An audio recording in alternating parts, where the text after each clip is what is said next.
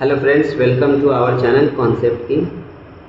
आज की इस क्लास में हम पढ़ेंगे सेल ऑर्गेनेल्स।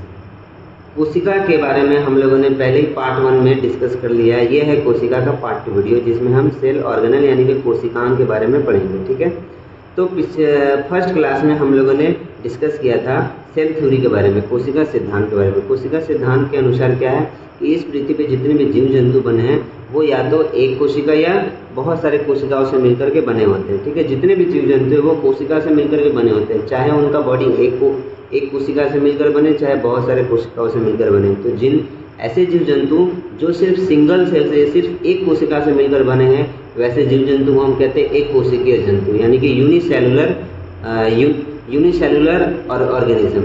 और ऐसे जंतु जिनके बॉडी जो है बहुत सारे कोशिकाओं से मिलकर बना होता है, उन्हें हम कहते हैं मल्टी सेलुलर ऑर्गेनिज्म, यानी कि बहुकोषीय जीव जंतु।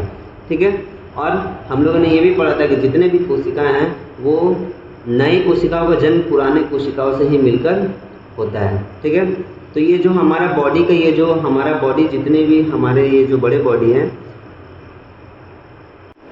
जीव जंतु का ये जो शरीर है, बॉडी है, ये क्या है, सिंगल सेल से मिलकर बना होता है, जिसे हम कोशिका कहते हैं। अब देखिए हमारा बॉडी क्या है, हमारा जो पूरा शरीर है वो एक सिस्टम से मिलकर बना होता है, जैसे कि पाचन तंत्र, श्वसन तंत्र, कंकाल तंत्र है जिसे हम कहते हैं digestive system, respiratory system, skeletal system, excretory system, उत्सर्जी तंत्र।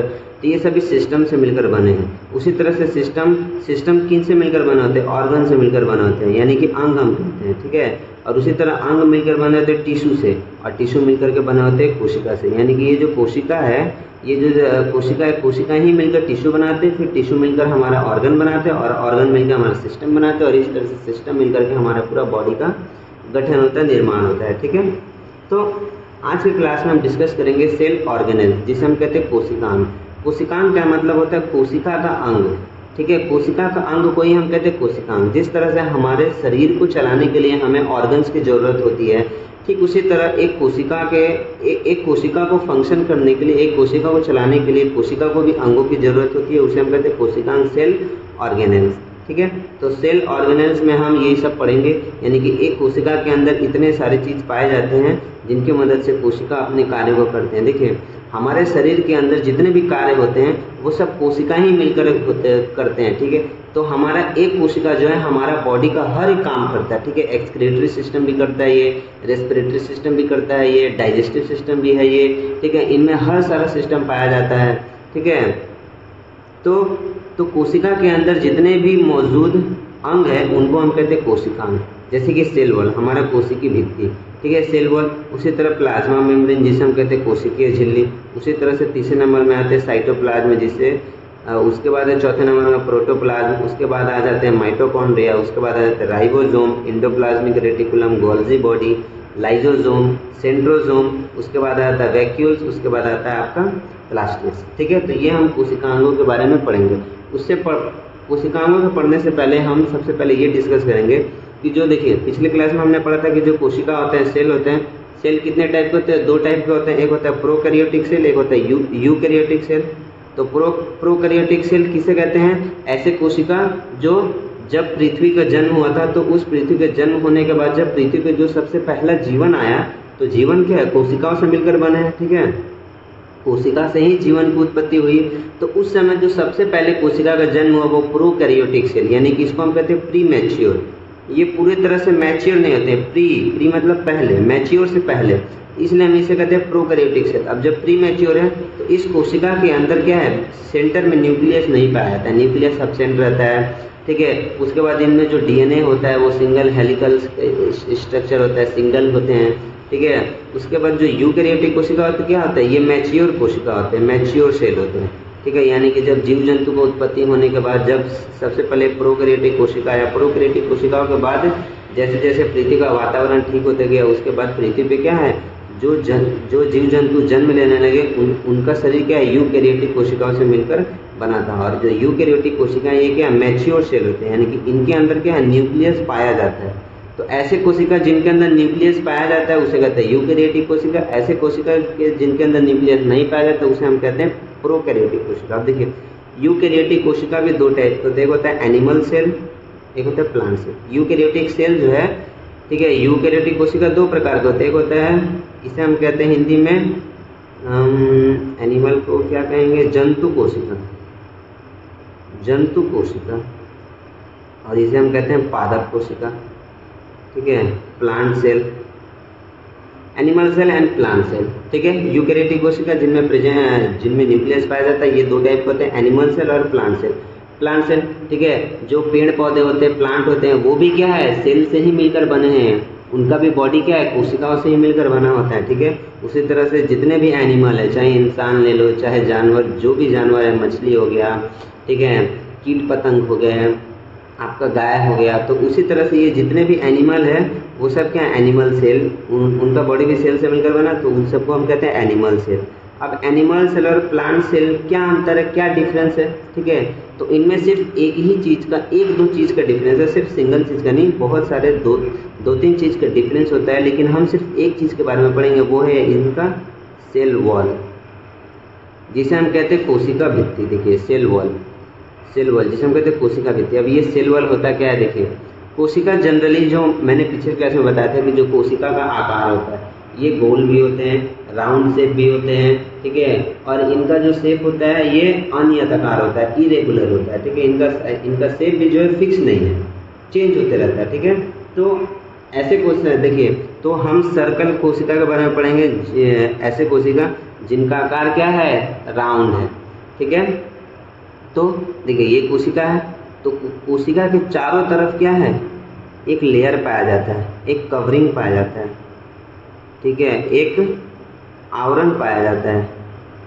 तो कोशिका के चारों तरफ एक आवरण पाया जाता है, जो इस कोशिका को क्या करता है, बाहर से क्या करता है, इसको सुरक्षा प्रदान करता है, ठीक है, बाहर से क्या करता है, इसको सुरक्षा प्रदान करता है।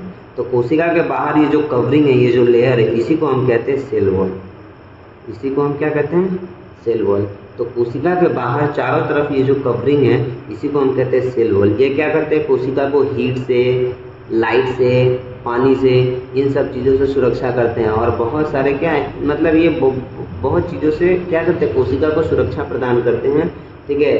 तो यही तो प्लांट सेल और एनिमल सेल में डिफरेंस क्या है, तो प्लांट सेल में सेल वॉल पाया जाता है, जबकि हमारे एनिमल सेल में सेल वॉल नहीं पाया जाता है। जैसे कि हमारा बॉडी के जितने भी सेल है, तो हमारे बॉडी के जितने भी सेल हैं, उन सेल में सेल वॉल नहीं पाया जाता, लेकिन जो प्लांट के सेल होते हैं उनमें क्या पाया जाता है, सेल वॉल पाया जाता है।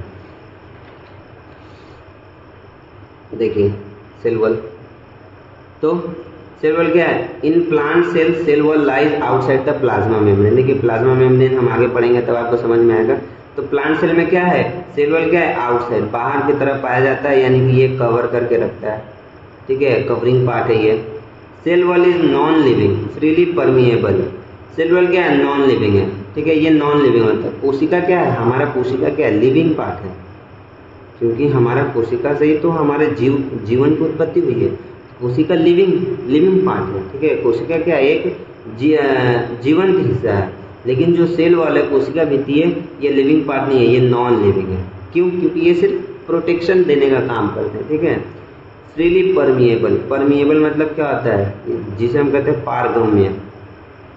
पारगम्य मतलब क्या होता है, तो पारगम्य यानी कि जैसे देखिए ये कोशिका है, तो जब इनमें पानी डाला जाएगा तो ये पानी क्या है, कोशिका के इसके माध्यम से चला जाएगा। तो पारगम्य उसे कहते हैं जिनके माध्यम से किसी लिक्विड का क्या फ्लो हो सके, ठीक है।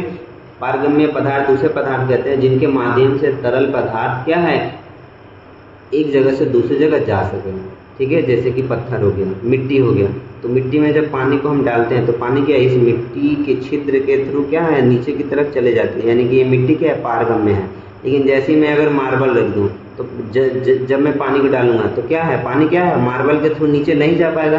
क्यों, क्योंकि मार्बल एकदम प्लेन है, ये इसको रास्ता ही नहीं दे रहा है, तो मार्बल क्या पारगम्य नहीं है, परमेबल नहीं है, ठीक है। तो परमेबल मतलब जो जिनके माध्यम से क्या हो, लिक्विड का फ्लो हो सके, उसे परमेबल कहते हैं। तो सेल वॉल क्या होता है, परमेबल होता है, पारगम्य होता है, यानी कि इसकी सहायता से बाहर से क्या है, कोई भी किसी भी चीज़ का क्या है, फ्लो हो सकता है, यानी कि बाहर से कोई भी चीज़ कोशिका के अंदर जा सकता है, या कोशिका के अंदर से कोई भी चीज़ बाहर जा सकता है, ठीक है। ये परमिएबल होते हैं, ठीक है। उसके बाद हम पढ़ेंगे it determines the shape of plant cell and prevents drying. ये क्या है, प्लांट सेल का क्या करते हैं, शेप डिसाइड करते हैं, कोशिका। सेल वॉल क्या है? सेल वॉल का आकार जैसा होगा, प्लांट का सेल का भी आकार वैसा ही होगा। और ये क्या करते हैं? प्रिवेंट्स, रक्षा करते हैं। किस चीज़ से? ड्राइंग, यानी कि सूखने से ये रक्षा करते हैं, कोशिका को सूखने से रक्षा करते हैं। मतलब कोशिका के अंदर जितने भी लिक्विड पार्ट है, वो लिक्विड पार्ट पूरा का पूरा बाहर ना चला जाए, जिससे कोशिका पूरा सूख जाए, ठीक है। तो इससे इसकी सुरक्षा प्रदान करते हैं। उसके बाद है मेड अप ऑफ फाइब्रस, जिसको हम बोलते हैं कार्बोहाइड्रेट्स। ये जो सेल वॉल होते हैं कोशिका के बाहर चारों तरफ ये जो कवरिंग होते हैं सेल वॉल, ये किससे मिलकर के बने होते हैं? फाइब्रस से बने होते हैं। फाइब्रस किस चीज़ के होते हैं? कार्बोहाइड्रेट्स के होते हैं, ठीक है।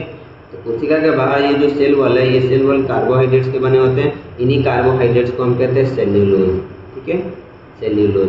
तो सेल वॉल किस में पाया जाता है? प्लांट सेल में। तो प्लांट सेल का जो सेल वॉल है वो किससे मिलकर बना है? तो हम डायरेक्टली बोल सकते हैं प्लांट सेल का जो सेल वॉल है वो सेल्यूलोज से मिलकर बना है। उसके बाद हम आ जाते हैं प्लाज्मा मेम्ब्रेन, जिसे हम कहते हैं कोशिका झिल्ली। इसको हम सेल मेम्ब्रेन भी कहते हैं। प्लाज्मा मेम्ब्रेन या सेल मेम्ब्रेन, हिंदी में कोशिका झिल्ली। अब देखिए ये कोशिका है, मैंने क्या बताया था? 2 टाइप के सेल होते हैं, animal cell and plant cell. Animal cell में क्या होता है? कोई भी सेल वॉल नहीं पाया जाता, मतलब इसको बाहर से कवरिंग नहीं है। जबकि प्लांट सेल में क्या? बाहर से कवरिंग है। अब देखिए एनिमल सेल क्या, तो जो सेल होता है, तो सेल के चारों तरफ ये जो कवरिंग होता है ना, इसी कवरिंग को हम कहते हैं कोशिका झिल्ली। देखिए प्लांट सेल में अलग से एक और कवरिंग होती है।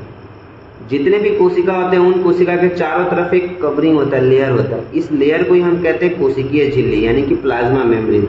और जबकि प्लांट सेल में क्या है? प्लाज्मा मेम्ब्रेन भी है, कोशिका झिल्ली है। कोशिका झिल्ली के बावजूद भी बाहर से एक और कवरिंग है, जिसे हम कहते हैं सेल वॉल। तो प्लांट के सेल में क्या है? डबल प्रोटेक्शन है, जबकि एनिमल सेल में क्या है? सिर्फ सिंगल प्रोटेक्शन है। तो कोशिका के बाहर जो कवरिंग एरिया है, इसी को हम कहते हैं कोशिकीय झिल्ली, प्लाज्मा मेम्ब्रेन। देखिए क्या लिखा है? कोशिका के बाहर जो झिल्ली है वह प्लाज्मा झिल्ली या कोशिकीय झिल्ली कहलाती है। तो कोशिका के बाहर चारों तरफ ये जो झिल्ली होता है, जो लेयर होता है, आवरण होता है, जो इसको सुरक्षा प्रदान करता है, इसी को हम कहते हैं कोशिकीय झिल्ली। Outer covering of each cell present in both an animal cell. देखिए ये जो प्लाज्मा मेम्ब्रेन यानी कि सेल मेम्ब्रेन है, ये प्लांट और एनिमल सेल दोनों में पाया जाता है। ये ऐसा नहीं कि ये सिर्फ प्लांट सेल में पाया जाता है या एनिमल सेल में, ये दोनों सेल में, दोनों तरह की कोशिकाओं में पाए जाते हैं। It is living. Cell wall क्या था? नॉन लिविंग था। कोशिकीय झिल्ली क्या था? कोशिकीय झिल्ली बोले, कोशिकीय भित्ति, वो क्या था? नॉन लिविंग था। जबकि ये जो प्लाज्मा मेम्ब्रेन है, कोशिकीय झिल्ली, ये क्या है? लिविंग हिस्सा है। थिन, पतला होता है। डेलिकेट मतलब बहुत नाजुक होता है। इलास्टिक, इलास्टिक मतलब ये बहुत ज़्यादा इलास्टिक होता है, यानी कि ये फैल सकता है। Semi fluid, permeable. देखो ये भी परमिएबल होता है, but semi fluid. Semi fluid मतलब आधा, यानी कि आधे हिस्से को जाने दे और आधे हिस्से को, यानी कि ये अर्धपारगम्य होता है। इसे हम कहते हैं अर्धपारगम्य। अर्धपारगम्य मतलब क्या होता है? अर्धपारगम्य मतलब पूरे हिस्से को जाने ना दे, बल्कि आधे हिस्से को, कुछ हिस्से को जाने दे, उसे हम कहते हैं अर्धपारगम्य, ठीक है। तो सेमी परमिएबल होता है और सेमी परमिएबल मेम्ब्रेन होता है। तो कोशिका के बाहर जो कवरिंग होता है उसी को हम कहते हैं प्लाज्मा मेम्ब्रेन, यानी कि सेल मेम्ब्रेन, जिसे हिंदी में कहते हैं कोशिकीय झिल्ली। अब ये जो कोशिकीय झिल्ली होता है, बाहर का ये जो कवरिंग है, ये किससे मिलकर बने होते हैं? तो ये लिपिड्स और प्रोटीन के मिलकर के बने होते हैं, ठीक है। ये किससे मिलकर बने होते हैं? Lipids and protein. And fourth number, it regulate the movement of molecules inside and outside the cell. ये क्या करते हैं? मूवमेंट करते हैं। किस चीज़ का? मॉलिक्यूल्स का। कोई भी अणु क्या है, अगर बाहर से एक कोशिका के अंदर जाना चाहे या कोशिका का कोई भी मॉलिक्यूल्स बाहर निकलना चाहे, तो ये क्या करते हैं? इनको अंदर बाहर जाने का क्या करते हैं? रास्ता देते हैं, ठीक है। तो इट रेगुलेट करते हैं। रेगुलेट मतलब उसको चलाते हैं, मूवमेंट करते हैं। किस चीज़ का? मॉलिक्यूल्स का। Inside and outside the cell. Cell के अंदर कोई चीज़ आना है तो बाहर से आने देंगे, और अंदर से बाहर जाना है तो बाहर, इसको अंदर से बाहर जाने देंगे। देखिए यही चीज़ मैंने हिंदी में लिखा है। यह कोशिका को आकार देता है, ठीक है। जिस तरह से ये क्या करते हैं? कोशिका को आकार भी देते हैं। और ये क्या है? देखिए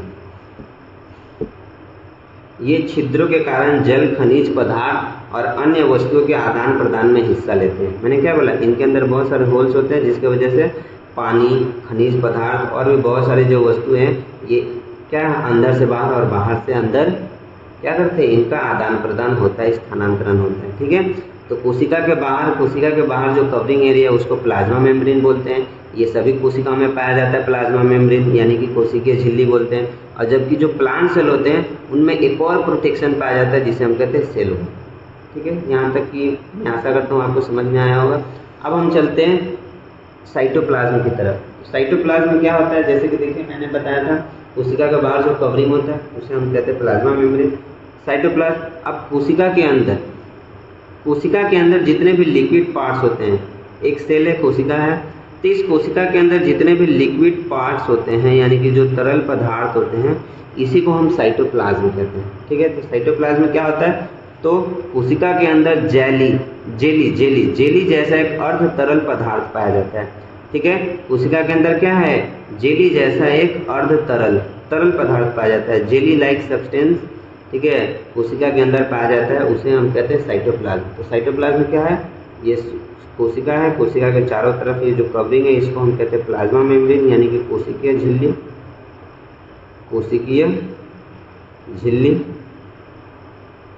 ठीक है, कोशिका के बाहर चारों तरफ कोशिकीय झिल्ली, और कोशिका के अंदर जो लिक्विड पाया जाता है उसे हम कहते हैं साइटोप्लाज्म।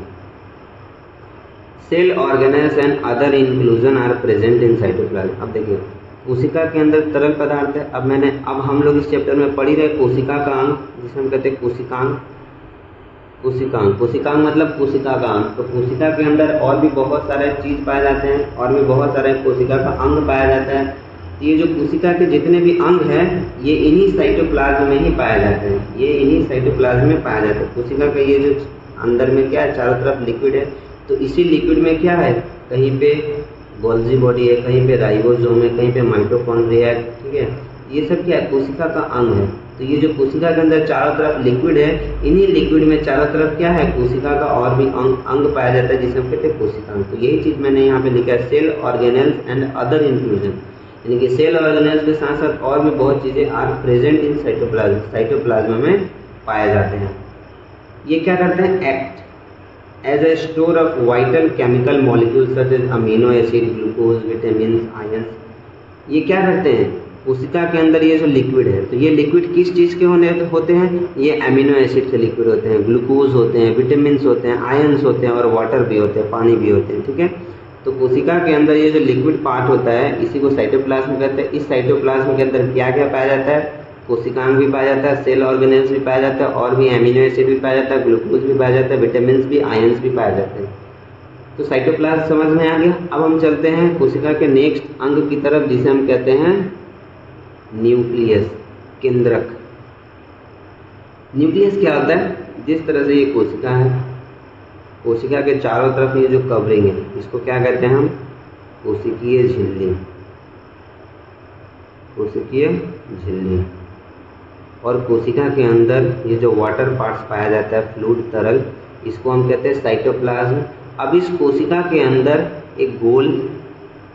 एक क्या है, गोल अंडाकार क्या है, एक चीज पाया जाता है जिसको हम कहते हैं न्यूक्लियस, इसी को हम कहते हैं न्यूक्लियस। ठीक है, इसको क्या कहते हैं हम, न्यूक्लियस। तो कोशिका के अंदर एक गोल वस्तु पाया जाता है, इसी को हम न्यूक्लियस कहते हैं। जितने भी सेल है, जितने भी कोशिका है, यानी कि यूकैरियोटिक कोशिका का मैं बात कर रहा हूँ, तो जितने भी यूकैरियोटिक कोशिका हैं उन यूकैरियोटिक कोशिका में कोशिका के बीच में, यानी कि कोशिका के कहीं भी, जरूरी नहीं कि बीच में, कोशिका के कहीं भी एक गोल, बड़ा सा गोल कलर का आकृति का एक संरचना पाया जाता है, इसी को हम कहते हैं न्यूक्लियस। ठीक है, तो न्यूक्लियस क्या है, कोशिका के अंदर एक गोल, देखिए मैंने केंद्र नहीं लिखा, कोशिका के अंदर पाया जाता है एक गोल घनी वस्तु है, एक गोल वस्तु है। इसकी तुलना हमारे मस्तिष्क से की जाती है। जिस तरह से हमारे मस्तिष्क में बहुत सारे लाखों नंबर में क्या है, न्यूरॉन पाया जाते हैं। हमारे शरीर के अंदर क्या है, लाखों नंबर में न्यूरॉन क्या करते हैं, ये हमारे एक इन्फॉर्मेशन को दूसरे इन्फॉर्मेशन में ट्रांसफर करने का काम करते हैं। हमारा जो मस्तिष्क है, हमारा जो ब्रेन है, ये क्या बहुत सारा तारों से है। हम कहते हैं ना कि हमारे ब्रेन में बहुत सारे तार है, ये तार क्या है, न्यूरॉन के तार होते हैं। तो ये न्यूरॉन क्या करते हैं, इन्फॉर्मेशन को स्टोर करने का काम करते हैं, इन्फॉर्मेशन को एक जगह से दूसरी जगह ट्रांसमिट करने का काम करते हैं। उसी तरह से हमारे न्यूक्लियस के अंदर भी बहुत सारे तार होते हैं, उन तार को कहते हैं हम क्रोमोजोम वायर। क्या कहते हैं, क्रोमोजोम का तार, जिसे हम कहते हैं क्रोमेटिन। आगे हम पढ़ेंगे क्रोमेटिन क्या होता है। तो इसलिए हम कोशिका के अंदर जो न्यूक्लियस पाया जाता है इसको हम अपने ब्रेन से तुलना करते हैं। ठीक है, क्योंकि जिस तरह से ब्रेन के अंदर न्यूरॉन पाया जाता है उसी तरह से हमारे न्यूक्लियस के अंदर क्रोमोजोम पाया जाते हैं, डीएनए पाया जाता है। आरएनए पाया जाता है, ठीक है। इसलिए हम कहते हैं इसे हम मस्तिष्क, हमारे कोशिका का मस्तिष्क है ये। न्यूक्लियस के बाहर न्यूक्लियोप्लाज्मा झिल्ली होती है। न्यूक्लियस के भीतर एक सूक्ष्म जालीनुमा संरचना होती है जिसे क्रोमेटिन, देखिए जिस तरह से कोशिका के चारों तरफ इसको कवर प्रदान करता है, इसे कोशिकीय झिल्ली कहते हैं, उसी तरह से कोशिका के अंदर जो न्यूक्लियस है, इस न्यूक्लियस के चारों तरफ भी एक कवरिंग होता है। इस कवरिंग को हम कहते हैं न्यूक्लियोप्लाज्मा। क्या कहते हैं? न्यूक्लियोप्लाज्मा, यानी कि न्यूक्लियर मेम्ब्रेन भी इसे कहते हैं, ठीक है। इसे हम न्यूक्लियर मेम्ब्रेन में है जिसे हम कहते हैं न्यूक्लियोप्लाज्मा। देखिए nuclear membrane, nuclear membrane, cell membrane क्या है? सेल के बाहर चारों तरफ जो कवरिंग है सेल मेम्ब्रेन, न्यूक्लियर के बाहर चारों तरफ जो कवरिंग है उसे न्यूक्लियर मेम्ब्रेन कहते हैं। अब मैंने बताया कि हमारे न्यूक्लियस के अंदर क्या बहुत सारा एक धागा पाया जाता है, उसी धागा को हम कहते हैं क्रोमेटिन जाली, क्रोमेटिन धागा होता है, ठीक है। तो और ये जो धागा होता है क्रोमेटिन, यही धागा जो है ये क्रोमोजोम के मिलके बने होते हैं। तो ये जो क्रोमेटिन जाली है ये क्रोमोजोम के होते हैं। किसके अंदर होते हैं? क्रोमोजोम के होते हैं। और इसी क्रोमोजोम के अंदर हमारा जीन पाया जाता है, हमारा जीन पाया जाता है, ठीक है। तो देखिए ये हमारा कोशिका है, कोशिका के अंदर न्यूक्लियस है, न्यूक्लियस के अंदर क्रोमेटिन जाली है, धागा जैसा बहुत सारा आकार जैसा संरचना है, ठीक है, लाखों में बहुत सारा धागा है। ये जो एक सिंगल धागा है, ये जो धागा है, इस धागे के अंदर क्या पाया जाता है? क्रोमोजोम पाया जाता है। और ये जो अगर मैं एक क्रोमोजोम निकालूं, इस तरह से अगर मैं एक क्रोमोजोम निकालता हूं तो इस क्रोमोजोम में भी लाखों नंबर में हमारे जीन पाए जाते हैं। तो अगर मैं सिर्फ सिंगल क्रोमोजोम, एक क्रोमोजोम का बात करूं तो एक क्रोमोजोम में लाखों हमारा जीन पाया जाता है। उसी तरह से हमारे कोशिकाओं में लाखों क्रोमोजोम यानी कि अनगिनत संख्या में क्रोमोजोम पाए जाते हैं। तो सोचिए हमारे एक कोशिका के अंदर कितने जीन होते हैं। अब ये जीन होते क्या हैं? तो ये जीन पाए जाते हैं क्रोमोजोम के अंदर, क्रोमोजोम में पाए जाते हैं। और ये जीन क्या करते हैं? देखिए ये जीन क्या करते हैं? ये हमारे माता पिता से जो भी हमारे बच्चों को जो आनुवांशिक विशेषताएं होती है ये जीन द्वारा ही आगे ट्रांसमिट की जाती है। देखिए इसको अच्छे से आसान भाषा में समझेंगे तो एक बच्चे का जन्म होता है, एक यानी कि माता और पिता दोनों से मिलकर के एक बच्चे का जन्म होता है। तो जब वो बच्चा जन्म लेता है, बच्चे जन्म लेने के बाद उस बच्चे की जो आँख होती है, नाक होता है, उसका जो कलर होता है, हेयर होता है, उसके अंदर का जो जितनी भी विशेषताएं होती है वो माता पिता की ही होती है, बाहर के किसी की नहीं होती है। या तो वो माता पिता होंगे या माता पिता की ही फैमिली में से किसी के होंगे, नाना का, मामा का या दादा का। तो ये क्या है? ये जीन क्या करते हैं? ये हमारी जो पीढ़ी है, हमारे जो पीढ़ी है यानी कि मम्मी पापा हो गए, दादा हो गए, नानी हो गए, नाना हो गए, मामा हो गए, तो इनकी जो विशेषताएं हैं ये जीन ही क्या करता है? ये जीन आगे जब कोई बच्चा होगा तो वही जीन उस बच्चे में पाया जाएगा।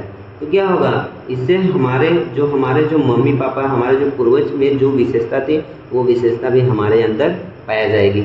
इसलिए देखना कि जब बच्चे जन्म होते हैं तो बच्चे का जो नाक है वो माँ से मिल रहा है, ठीक है, बच्चे का जो आँख है वो पिता से मिल रहा है। तो इस तरह से यानी कि जो हमारे अंदर जितने भी विशेषताएं होती है, ठीक है, ये विशेषताएं एक जीन के माध्यम से ही आगे ट्रांसमिट होते हैं, ठीक है। इसी को हम कहते हैं आनुवांशिक विशेषता। इसे इंग्लिश में कहते हैं हम हेरिडेटरी मतलब जो आनुवांशिक विशेषता है। तो हमारे अंदर जितने भी माता पिता से जितनी भी हमें विशेषताएं मिलती है, जो भी क्वालिटी मिलता है, ये किसके थ्रू मिलता है? ये जीन के थ्रू मिलता है। ये जीन पाए कहाँ जाते हैं? क्रोमोजोम में पाया जाता है। ये क्रोमोजोम कहाँ होता है? ये क्रोमेटिन जालीनुमा संरचना में, क्रोमेटिन में पाया जाता है। और ये क्रोमेटिन कहाँ पाया जाता है? तो एक कोशिका के न्यूक्लियस में पाया जाता है। तो देखिए एक कोशिका के न्यूक्लियस के अंदर हमारे इतना चीज़ पाया जाता है। तो सोचिए एक कोशिका जिनका साइज नैनोमीटर होता है, बहुत छोटे होते हैं, जिनको हम आंखों से देख नहीं सकते हैं, उस कोशिका के अंदर भी एक न्यूक्लियस है। उस न्यूक्लियस के अंदर क्रोमेटिन है, उस क्रोमेटिन में क्रोमोजोम है और उस क्रोमोजोम के अंदर लाखों संख्या में जीन पाया जाता है। तो सोचिए इस कोशिका को किस तरह से माइक्रोस्कोप के थ्रू से वैज्ञानिकों ने इसको डिस्कवर किया और इसकी खोज की। न्यूक्लियोप्लाज्म, जो कि मैंने बताया, न्यूक्लियस के चारों तरफ ये जो लेयर होता है इसी को हम न्यूक्लियोप्लाज्म, इसको हम न्यूक्लियर एनवेलप भी बोलते हैं। एनवेलप मतलब क्या रहता है? जो इसको कवर करने का काम करता है, ढक देता है, उसको एनवेलप बोलते हैं। अब देखिए अब एक और चीज़ है न्यूक्लियोलस। न्यूक्लियोलस क्या होता है? जिस तरह से कोशिका के अंदर एक गोल संरचना पाया जाता है सेंटर में, उसे न्यूक्लियस कहते हैं। उसी तरह से न्यूक्लियस के अंदर भी एक गोल संरचना पाया जाता है जिसे न्यूक्लियोलस कहते हैं। ठीक है, यानी कि एक कोशिका के अंदर केंद्रक है तो एक केंद्रक के अंदर भी एक केंद्रक है। एक सेल के अंदर एक न्यूक्लियस है, सेंटर है, तो इस न्यूक्लियस के सेंटर में भी एक सेंटर है, उसे हम कहते हैं न्यूक्लियोलस। तो ये न्यूक्लियोलस करता क्या है, इस न्यूक्लियोलस में प्रोटीन और आरएनए बनता है। यानी कि कोशिका के सेल में न्यूक्लियस पाया जाता है, इस सेल के न्यूक्लियस में न्यूक्लियोलस पाया जाता है, जिसके अंदर प्रोटीन का सिंथेसिस होता है, प्रोटीन पाया जाता है, आरएनए बनता है। उसी तरह से मैंने यहाँ आपको क्रोमेटिन मटेरियल पढ़ा दिया, जो कि ये है क्रोमेटिन, क्रोमेटिन जाली। क्रोमेटिन किससे बने होते हैं, क्रोमोजोम के बने होते हैं, और क्रोमोजोम में क्या पाए जाते हैं, जीन पाए जाते हैं। उसके बाद हम आते हैं इंडोप्लाज्मिक रेटिकुलम। इंडोप्लाज्मिक रेटिकुलम को हिंदी में भी इंडोप्लाज्मिक रेटिकुलम ही कहते हैं।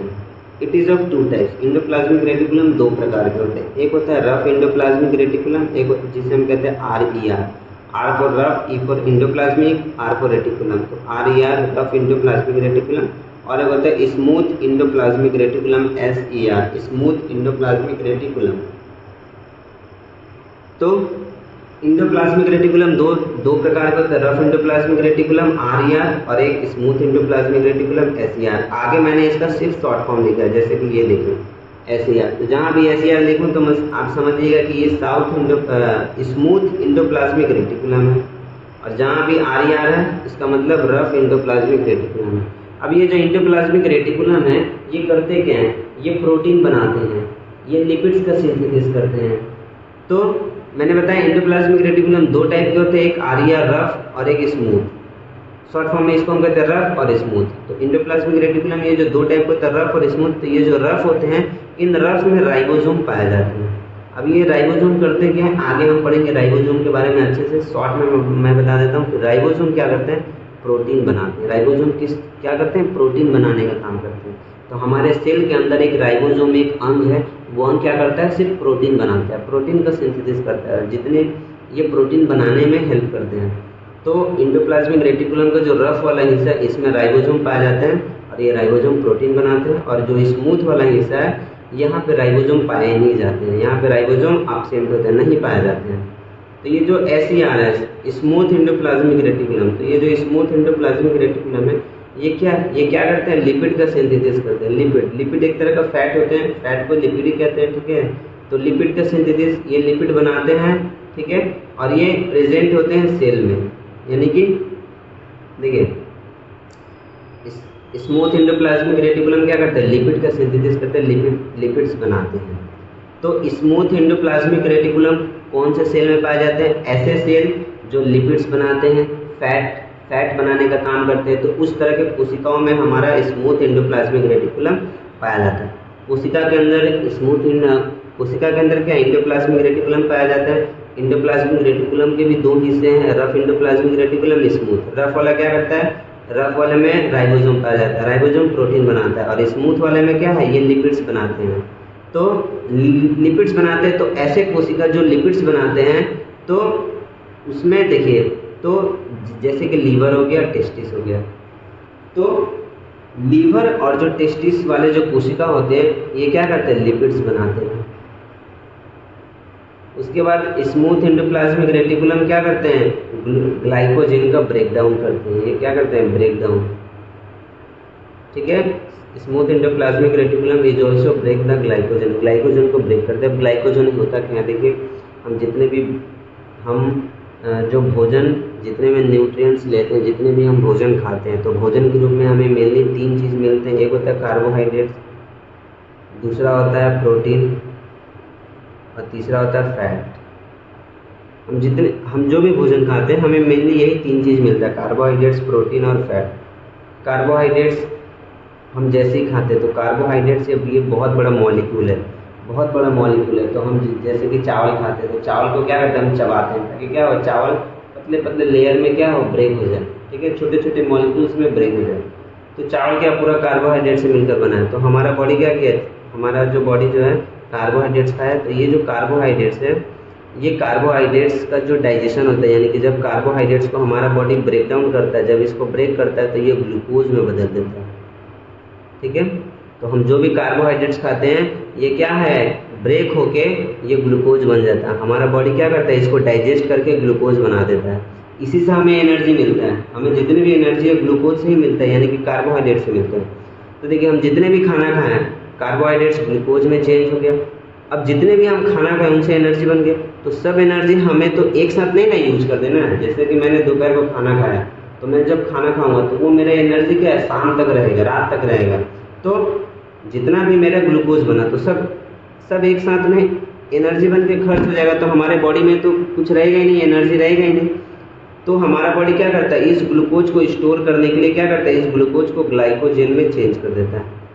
ठीक है, ग्लाइकोजन में बदल देता है। तो इस ग्लूकोज को ग्लाइकोजन में बदलने के लिए कौन सा हार्मोन्स है, उस हार्मोन्स को बोलते हैं हम इंसुलिन हार्मोन। ये इंसुलिन हार्मोन क्या करता है, ग्लूकोज को ग्लाइकोजन में बदल देता है। इससे क्या होगा, हमारे बॉडी में एक एनर्जी क्या होगा, स्टोर रहेगा। जब भी हमें जरूरत पड़ेगा हम ग्लाइकोजन को लाएंगे और वहाँ से हम ग्लूकोज बना लेंगे, एनर्जी बना लेंगे। तो हमने जितने भी कार्बोहाइड्रेट्स खाए वो ग्लूकोज में चेंज हो गया, और ये जो ग्लूकोज है हमारे बॉडी में स्टोर हो जाता है ग्लाइकोजन के रूप में। ठीक है, समझ आया। तो इसी अब वापस से मान लीजिए ग्लाइकोजन के रूप में हमारे बॉडी में स्टोर हो गया। अब मुझे एनर्जी की ज़रूरत है, मेरा बॉडी में एनर्जी खत्म हो गया, अब मुझे एनर्जी की ज़रूरत है।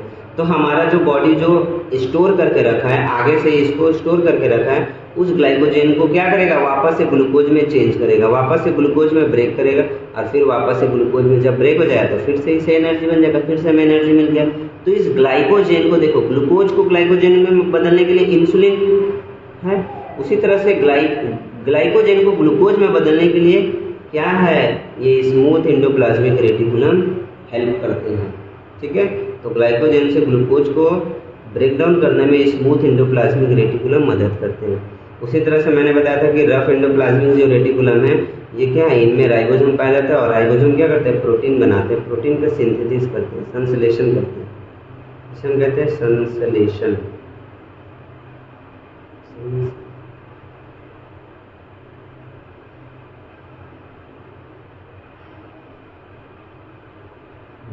संश्लेषण करते हैं, ये प्रोटीन बनाते हैं। अब देखिए, अब हम राइबोसोम के बारे में पढ़ेंगे।